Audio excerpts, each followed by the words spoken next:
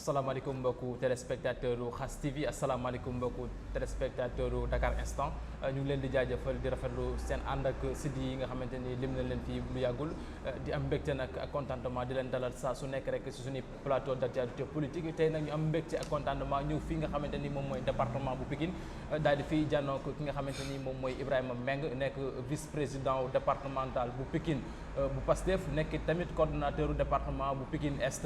ñu fas yéene waxtaane lépp li nga xamante ni nag jëm na ci wàllum li nga xamante ni moom mooy Ousmane Sonko ak soxna si di Adji Sarr ginnaaw boobu ak léegi gis nañ tuuma yi nga xamante ni yëkkati nañ ko teg ko ci bopp Ousmane Sonko ki nga xamante ni moom moo nekk njiital Pastef te kii di Adji Sarr daal di koy def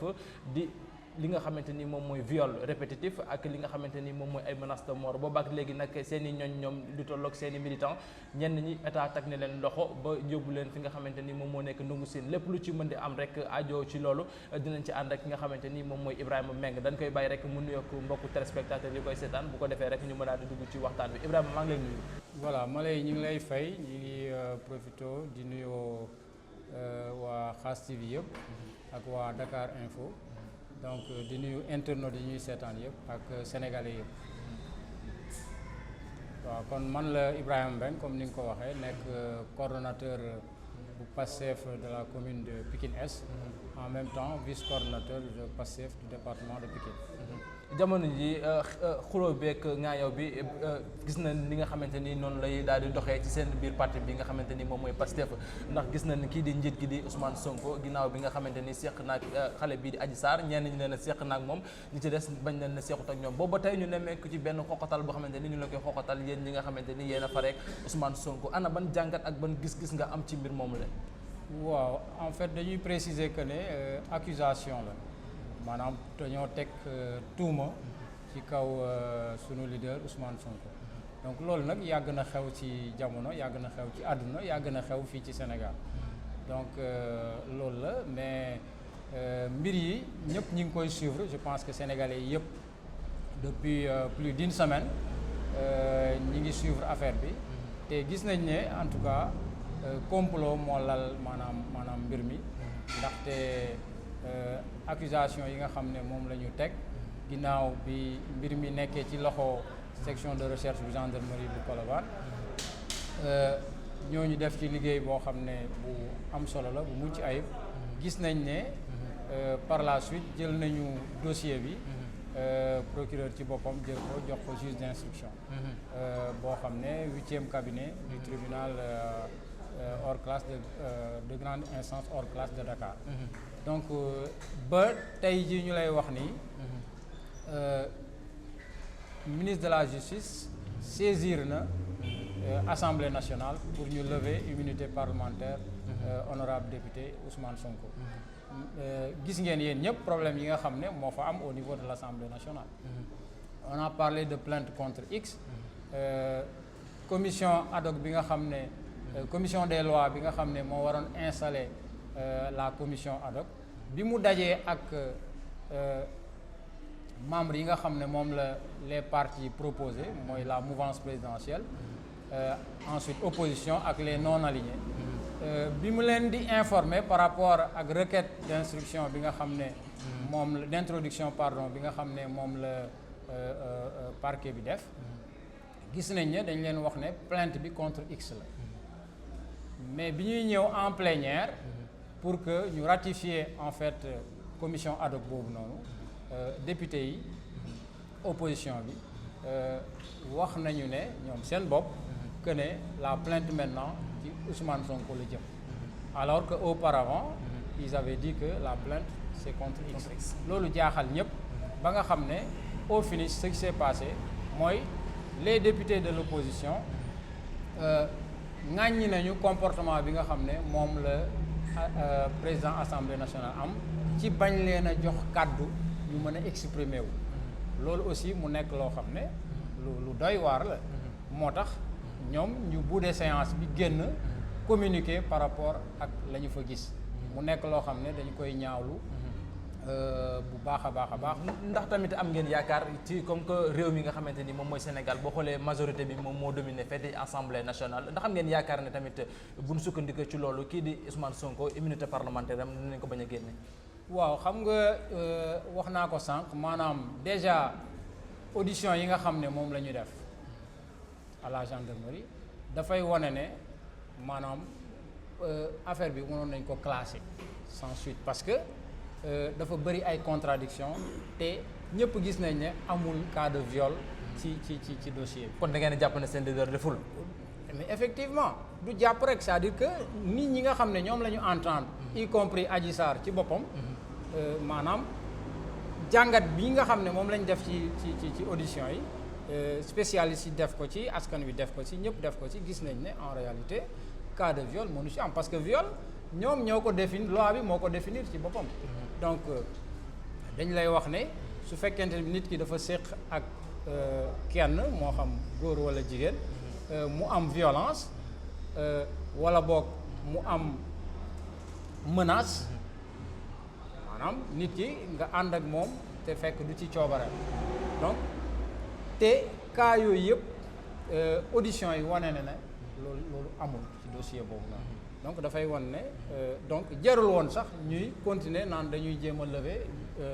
immunité parlementaire de honorable député Ousmane Sonko donc loolu moo nekk ci mbir mi maintenant li xew mooy que ne au-delà de ça gis nañ ne actuellement ñi ngi topp sunu militants yi sunu responsables yi di leen xoqatal di leen intimider di leen convoquer à la police à la DIC mu nekk loo xam ne dafa mel ni en fait dañu bëgg a arrêter li nga xam ne moom mooy le projet PASTEF parce que dañu xam ne ci lu wér que ne le président Ousmane Sonko en tant que leader de PASTEF et le parti PASTEF nekk nañu ñoo xam ne actuellement c'est l'une des forces de l'opposition ñu bëgg koo faagaagal comme ni nga xam ne moom la ñu doxalee ak yeneen leader politique fii ci Sénégal loolu nag askan wi yëpp taxaw na wane ne ñoom ànduñu ci loolu opposition aussi taxaw na wane ne vrai wax dëgg yàlla acharnement la de la part de l'État du Sénégal en l'occurrence Macky Sall ci boppam ak ñi nga xam ne ñoom la àndal ñoom ñoo bëggul opposition fii ci Sénégal. xanaa kon da ngeen di dëggal li nga xamante ni moom mooy complot bi ne moom moo dox ci biir. mais tout à fait complot moo nekk ci biir. parce que bu ngeen xoolee am na ay nit ku demee ni Sidi Ahmed Mbaye cité nañ ko ci est-ce que comprendre nga te communication yi nga xam ne moom la doon def ak soxna si ñuy wax Adji Sarr yooyu noonu ñëpp jotuñu ko exploiter ci enquête bi te avec la Sonatel waroon nañu mën a topp mbir mi ba nga xam ne. kon da ngay yaakaar ne ñoom li leen neex rek lañ génne daal di bàyyi li ci des. maanaam enquête bi moo àggul ñu jëlee ko ci loxo gendarmerie loolu moo tey xelu ñëpp ko voilà léegi instant bi ñu ngi wax ne suñu lever immunité parlementaire député Ousmane Sonko après dañu juge d'instruction dina ko woo mais avant ça Assemblée nationale moom moo koy woo d'abord. gis na ñenn tamit seen i naataango nee nañ ñoom xaaruñu li nga xamante ni moom mooy dañuy lever immunité parlementaire Ousmane Sonko rek ñoom tamit ñu daal di sóobu ci li nga xamante ni moom mooy xeex bi ñoom pare nañ fi mu toll nii boo xoolee tey rek arrêté nañ ku ci mel ni Guy Marius Sagna ak ay ñooñu yi nga xamante ni demoon nañ daal di déposer seen lettre fële nga xamante ni moom moo nekk ci préfecture bu Dakar. waaw xam nga maanaam fii pays de état de droit normalement moom moo war a am fii ci Sénégal mais li ñu constaté mooy képp koo xam ne maanaam yow ñëw nga pour manifestation loolu droit la donc ñoom Guy Marius Sagna am nañ droit ñëw dem gis préfet pour mun ko déposer fa li nga xam ne moom la ñu fa bëgg a déposer en tant que des citoyens sénégalais donc ils ont le droit de le faire mais amuñu woon pour di leen jàpp lan moo tax ñu di leen jàpp mais c'est comme si en fait on est dans une dictature te loolu dañ jàpp ne loolu mënul jàll quoi mënul prospérer parce que quand même Sénégal démocratie la moo fi am mais on constate que présentement il y a un recul démographique et une émission même de l'exécutif sur le judiciaire et sur en fait le législatif loolu moo nekk di am ni mais dañuy wax ne Macky Sall ne reculer par rapport à ces agissements yi nga xam ne moom la nekk di def nekk na loo xam ne kenn mënu koo accepter kilifa yi ñi nga xam ne am nañu kàddu fii ci Sénégal ñu ci bëre àddu nañu ci mbir mi mais dafa mel ni il fait la sourde oreille te xam nañu fi mu jëm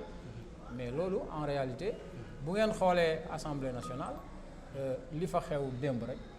donc opposition bi yépp taxaw nañu pour wane ne en fait lii nii liquidation politique la gën a nirool que loo xam ne que procès boo xam ne dafay jëm ci lever immunité parlementaire député Ousmane Sonko. li fa xew démb rek ci la ñuy daal di wóyalaat li nga xamante ni moom mooy suñuy laaj ndaxte boo nemmee ko démb tamit kii di Ousmane Sonko def na ñaareelu génnam daal di dem fi nga xamante ni moom mooy université Cheikh Anta Diop bu Dakar gis nañ étudiants yi na nga xamante ni génne nañ ko en masse di ko yuuxoo ginnaaw bu ñeeñee di contre ñi ci des tamit ànd nañoo ak moom tey ñu ci bëri jàpp ne li nga xamante ni moom lay def mooy manipuler population bi ana yéen ban gis-gis ngeen am ci seen leader boobu. non manipulation moom mënu fi am parce que sénégalais yi dañoo yeewu ils sont aguerris xam nañu li nga xam ne moom moo xew donc li xew démb mooy dafa am ay étudiants yoo xam ne dañoo bokk ci ñi blessé donc président Sonko dem seeti leen nemmeeku leen comme ni mu ko defee woon fële ci Grand Yoff CTO donc loolu moo am démb mais ku nekk xam na ne président Ousmane Sonko ben nit ñi dañu ko sopp bëgg ko surtout la jeunesse donc moo tax li ngeen gis démb ngeen gis ko te loolu rek war na woon président Macky Sall que ne war na def attention su fekkee jàmm rek la bëgg ci réew mi ñun nag jàmm la ñu bëgg ci réew mi ñu respecter sunu ay liberté respecter li nga xam ne moom mooy démocratie consolider état de droit ñu bañ a nekk maanaam di xoqatal ay nit di leen jaay doole pour que rek maanaam def une restriction à leur liberté ba pare éliminer leen en tant que adversaire politique donc loolu moo xew dañuy wax ne histoire dafa wane fii ci Afrique politique dafa ànd ak ay jëf yu salté yoo xam ne maanaam ñiy tuddee seen bopp démocrate en fait ils agissent en dictateur en fait parce que bu ñu gisee ne yow nit ñi jublu nañ la sa projet politique sa programme politique bi ngay proposer en fait population yëpp adhéré nañu ci comme fii kaawu Sénégal ñu jéem a xool nu ñu lay faagaagale loolu kese la parce que bu ngeen xoolee affaire bi dafa jógee ci accusation de viol maintenant mi ngi jëm ci en fait comme si c'est l'État en fait qui a le dossier et qui contre-attaque alors que c'était une affaire privée entre Adji Sarr ak Ousmane Sonko donc te loolu enquête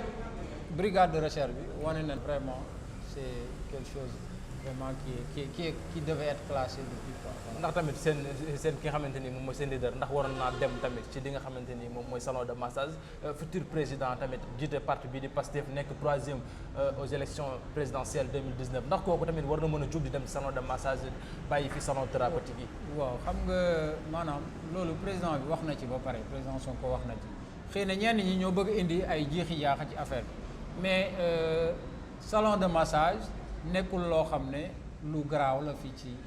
fii maanaam lu garaaw la c'est-à-dire dañ ko bëgg a garaawal fii ci Sénégal wane ne en fait képp ku jëm salon de massage da nga peut-être am da nga nekk de mœurs légères non du tout parce que borom salon de massage bi gars yi déglu nañ ko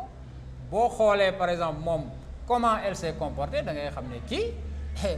mais ku am fula la ku am fayda la nekkul ku ñàkk fayda dafay daan dooleem di liggéey ñëpp xam nañ ne y a un problème d'emploi au niveau du Sénégal donc nit ñi il faut que ñu jéem a créer seen i emploi beneen bi mooy président Ousmane Sonko la ko fa yóbbu woon c'est pour des raisons thérapeutiques expliqué na que ne auparavant doon na dem feneen ak feneen maintenant gis na ne ay moyens permettre ko mu def yenn soins yi te loolu ñi ko xam yëpp xam nañu la réalité. tey diggante Pastef ak ki nga xamante ni moom mooy Adji Sarr. bon non ñun xam nga Adji Sarr moom déjà kenn gisu ko Adji Sarr ba tey ji ñu lay wax ni ñun en fait liñ ciy dégg rek lañ ciy dégg. lan ngeen jàpp kon. non ñun liñ jàpp mooy Adji Sarr dafa am ñu nekk ci gannaawam en réalité loolu mooy problème bi donc instant bi Adji Sarr ay parents ci boppam mënuñu fexe ba gis ko donc te Adji Sarr war na mën a ñëw. mais gis nañ témoignage bi nga xamante ni def nañ ko ci dëkk bi nga xamante ni fa la bawoo. waaw xanaa témoignage yu bees la mais témoignage yi njëkk a génn ci dëkk yooyu ñëpp dégg nañ ko xanaa kay peut-être dañu wax ne nañ am contre-témoignage en fait boo xoolee mais li njëkk a génn ñëpp dégg ko ay parents wu Adji Sarr ci boppam ñoom ñoo wax ñay liggéeyandoo Adji Sarr nekk ay témoins ci cas bi mais ñooñu aussi wax nañu mais c'est pas les Pastef ñoo wax donc opinion bi moom il appartient à l'opinion de voir de juger en fait ce qui s'est passé en réalité mais xam nañ ne Adji Sarr moom de source sûre kenn laam-laameetu ko dafa am ñu nekk ci gannaawam te loolu loxo waa nguur gi génnuñu ci loolu moo tax ñëpp xam ne beneen bi aussi xam bi ñu xam président Ousmane Sonko donc dëkk bi yëpp xam nañ ko ku jub la koo xam ne xaalis yëngalu ko te xam ngeen ne xaalis ak jigéen ñoom ñooy li nga xam ne ñooy yàq en fait société donc waa joo xam ne la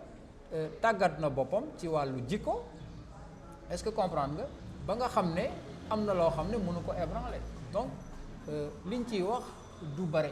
c'est-à-dire complot bi déjà jàllul parce que opinion publique sénégalaise bi yëpp xam nañ ne en fait ay taxal rek lañ bëgg ñu ne waa Ousmane Sonko mi ngeen gis ni ngeen nawloo ko non seulement jàpp ne moom moo mën a génnee Sénégal ci guute gu mu nekk gis ngeen li muy def loolu lañ bëggoon. bu jàllul naka la mbir mi mën a demee. voilà bu jàllul ñun jàpp nañ ne ils vont reculer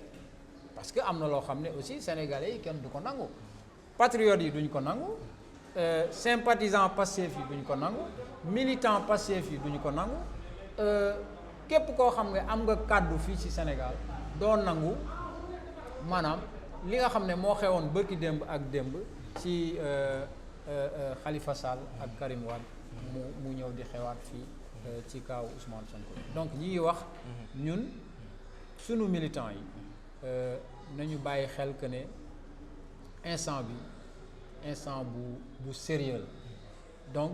nañu rester mobilisé nekk ñu serein aussi bañ a dugg ci ay considération yoo xam ne voilà kenn xamu ko d'ailleurs kenn xameewu leen loolu donc ñu moytu parce que day am ñeneen ñoo xam ne mën nañu dugg ci suñu biir di réclamer wu ay patriotes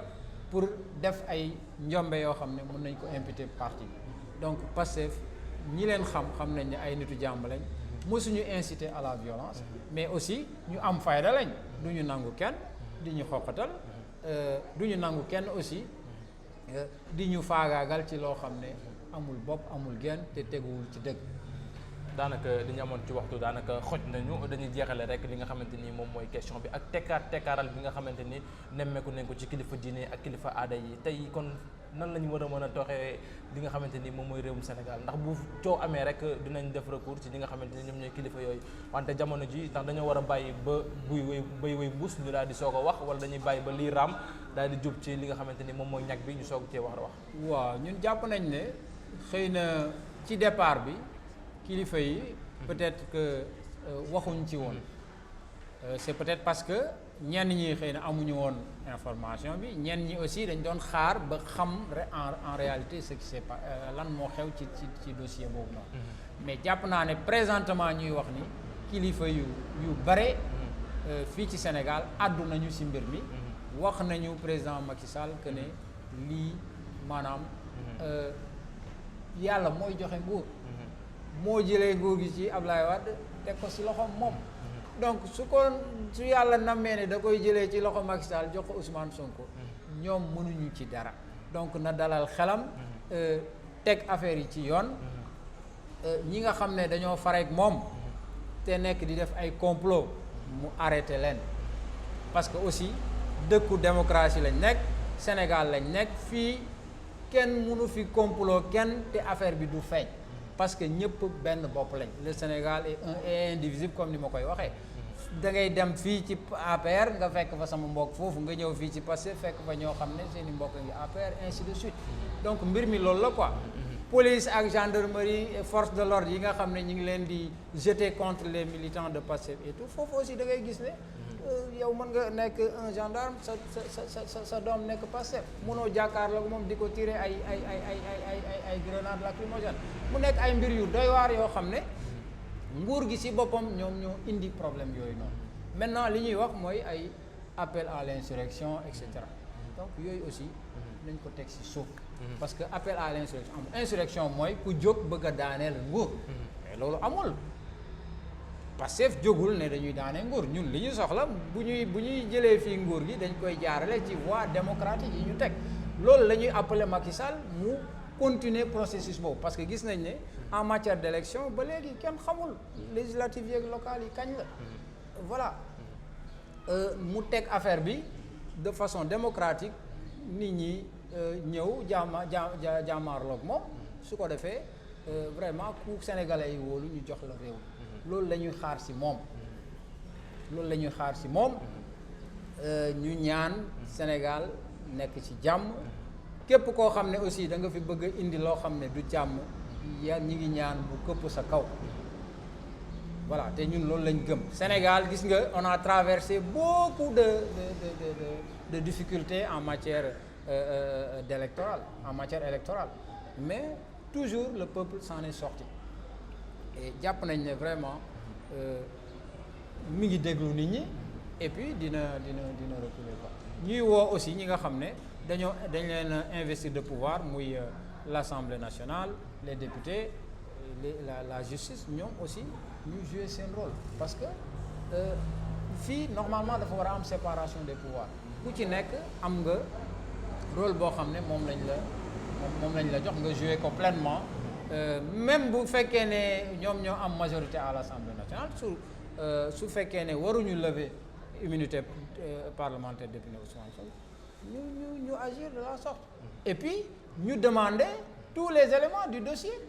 te gis nañ ne loolu amul woon balaa ngay lever immunité parlementaire benn député mais war nga am tous les éléments yi nga xam ne ay éléments d'appréciation la pour nga mën a def loolu. am na solo dañ koy jeexale rek ak